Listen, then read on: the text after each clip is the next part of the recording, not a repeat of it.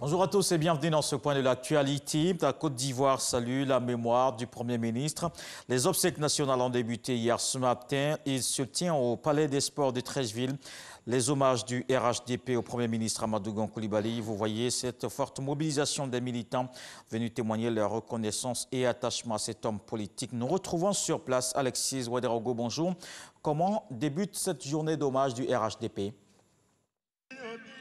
Bonjour Kolo Coulibaly, nous sommes présentement au Palais des Sports de Treichville où se tient cette journée l'hommage du RHDP à Amadou Gon Coulibaly. Hier, il y a eu l'hommage à la nation, de toute la nation ivoirienne, à celui qui a été durant 3 ans le chef du gouvernement ivoirien.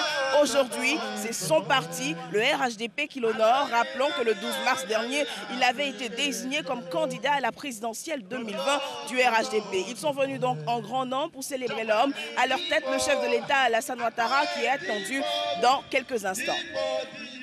Merci Alexis Ouedraogo. Et une cérémonie tenue hier ici à Abidjan, au palais de la présidence. C'était en présence du président Macky Sall du Sénégal, le ministre français des Affaires étrangères et plusieurs autres représentants de chefs d'État. Les personnalités présentes soulignent les qualités d'homme d'État et d'acteur politique majeur d'Amadou Gon Coulibaly.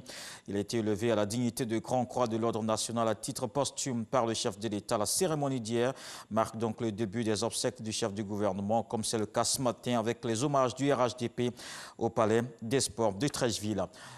Et c'est un deuil national. Tout le pays pleure. Le Premier ministre Amadou Gon Coulibaly, dans la région du Bafing, en prie pour le repos de son âme. Le Premier ministre qui était attendu dans la localité pour une visite de travail. Hervé Boué. Les populations de la région du Bafing, dans leur diversité, sont sous le choc du brusque rappel à Dieu du Premier ministre Amadou Gon Coulibaly. Tout était fait prêt pour une visite de travail du Premier ministre dans cette région au moment où est survenue la crise sanitaire liée à la Covid-19. Les populations sont donc doublement touchées. Dieu n'a pas voulu qu'il visite Ouanounou et ça nous fait mal. Ouanounou vraiment regrette. Ouanounou aurait voulu que le Premier ministre Amadou Gon Coulibaly foule le sol de Ouanounou. Malheureusement, ça n'a pas été le cas. Ça avait beaucoup de tristesse que les parents ont appris la nouvelle. Lorsque vous êtes attaché à un frère et qui vous aime bien, qui aime bien votre religion, et que vous le perdiez, c'est un coup très difficile et nous n'arrivons même pas jusqu'à présent à nous orienter. Respect pour ce grand monsieur. J'ai apprécié son humilité, sa patience, sa loyauté, sa fidélité. C'est ça un être humain. Et je pense que tous les fils du Bafing doivent s'inspirer de ce monsieur pour pouvoir avancer. C'est ça qu'on appelle un leader. En tant que musulmans, nous disons tout revient à Dieu. Donc il faut se soumettre à la décision divine. En tout cas, nous allons prier pour le repos de son âme. Prier pour le repos de l'âme de l'illustre disparu. Les principaux imams et guides religieux musulmans de la région sont réunis à cet effet. Et cela sous l'impulsion du ministre Mamadou Sanogo, cadre de la région. Le défunt a besoin de prier en ce moment. Tous les imams du Bafing sont venus. Donc le sens que nous donnons, c'est le recueillement, la prière pour le repos de l'âme, pour que Allah l'accepte dans son paradis. Lecture intégrale du Coran et prière pour le défunt ont meublé cette cérémonie. Le prophète dit sallallahu alayhi wa sallam,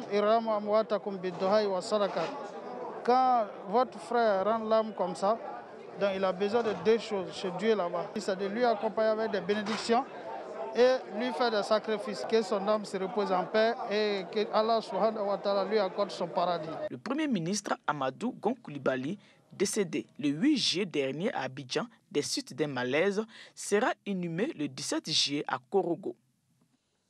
Autre fait d'actualité, c'est la fin de l'isolement du Grand Abidjan. Depuis ce 15 juillet, on peut rentrer et sortir de la capitale économique. Une décision du Conseil national de sécurité. Mais les autorités rappellent la nécessité de renforcer les mesures de lutte. Les populations exhortées à redoubler de vigilance. La pandémie n'est pas encore terminée. La lutte contre la Covid-19 se poursuit. Le gouvernement a engagé justement des actions afin d'arriver à bout de la pandémie. Les chiffres d'hier donnent 165 nouvelles contaminations. La Côte d'Ivoire compte au total 13 037 le nombre de cas confirmés, dont 6 908 guéris et 87 décès. Dans le reste de l'actualité, le président américain a encore accentué mardi la pression sur la Chine. Donald Trump annonce la fin du régime économique préférentiel accordé par les États-Unis à Hong Kong.